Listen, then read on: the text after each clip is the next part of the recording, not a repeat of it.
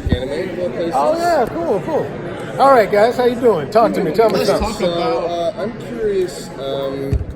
With was there any kind of challenge that came up? Keep talking. Oh no. Don't worry. Okay, it's all good. We got this. Okay, we'll start over. Start over. So, was there any challenge that came up voicing either of these characters again? Because the more serious one, was that a bit more of a challenge than the one you've been doing? No. So next question. Well, yeah. Next question is, honestly, it's you know, these are very much different versions of myself. I've been doing Cyborg for almost 17 years, and he's probably the character that's closest to me and who I am. So when I've done a lot of different versions of Cyborg, and it's always just different aspects of myself. It's me, you know, with a couple of shots of espresso. It's me, you know, with a couple of shots of, you know, Lagavulin. It's, you know, it's just me in different moods. So my only other question when it comes to Cyborg is, what are your thoughts on what they're doing with Cyborg and like Young Justice and like and like Doom Patrol? What do you think of those iterations of Cyborg? I feel like a proud papa, man, honestly, because I don't think that any of that would have happened if the first Teen Titans show hadn't been such a big success. And I feel like if you were a comic book person in the 90s, then in the 80s, then you knew who Cyborg was. But until the OG Teen Titans show, the greater world didn't really come up. Like kids growing up now, they just assume Cyborg has been like a really big part of the DC universe, and I think that has a lot to do with what we did with Cyborg, you know, maybe about 20 years ago, and I feel very proud of the fact that you can't look very far in the DC universe without seeing Cyborg somewhere, you know. In what order did you record your farts for Cyborg? Man, I don't know.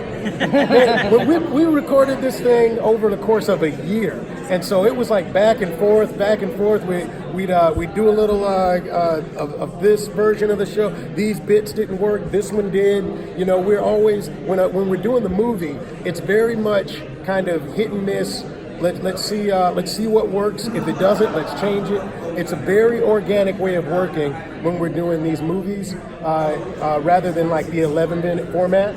You know, so it's always like, let's change it. If it doesn't work, let's do it differently. And so we were always going back and forth. It was always going back and forth. Did the two cyborgs get on each other's nerves? Probably.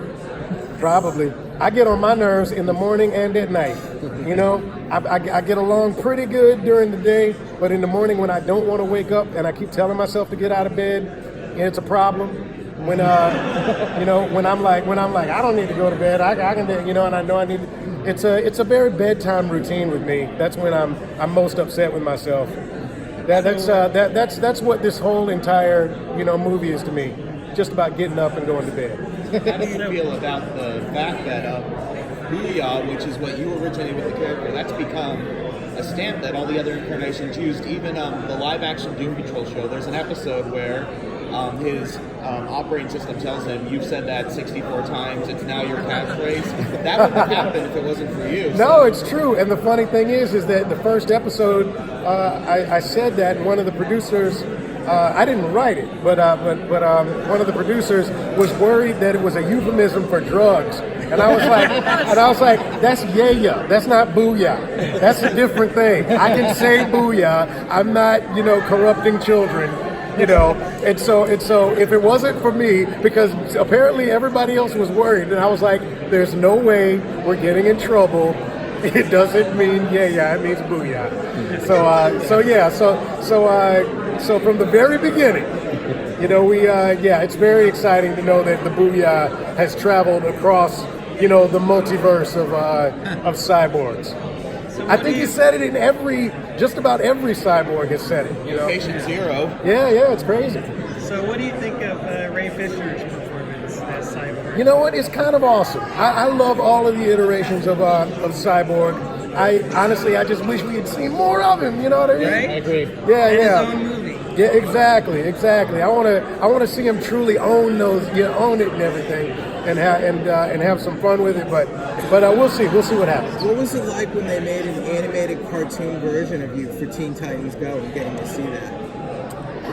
Wait, I'm sorry. Say it again. When they met their voice actors on Teen Titans Go and we got to see animated cartoons. Isn't that awesome? Yeah. I just love it. I love that we can literally go anywhere. We can go anywhere and just like break the fourth, fifth, and sixth walls apart. You know what I mean? And the awesome thing about that episode is that you got to see all of the animators and creators behind the scenes as well. You know, because they really do so much, you know, to get this all done. What year was your first Comic-Con? Tara Strong, ladies and gentlemen. Yeah. What year was your first Comic-Con? I think it was 2003 when the first Teen Titans came out. It was we were signing autographs before anybody had even seen an episode, and we were hoping it was going to be something that lasts for a little while. And I can't believe that it's been almost 20 years. And now you get to do this, and you got to do other stuff, and you're on Walking Dead still, so you're doing all this stuff. Yeah. I mean, the beauty of the job is that you never know where it's going to take you. This incredibly schizophrenic and roller coaster job, but that's the beauty of it. Is that you're always learning, you know, different sides of yourself and how to bring them to character. It's amazing. Do you find it funny that Cyborg, you know, is one of the most iconic roles? In Young Justice, you seem to voice everybody but Cyborg. Yeah. Well, you know, I guess I couldn't do everybody, you know, and the truth is that Calderon and Lightning Jefferson that I play are two of the most complicated and amazing characters I've ever been allowed to play. My mind is blown every time I get a script from Brandon Vietti and Greg Weisman, the executive producers of Young Justice.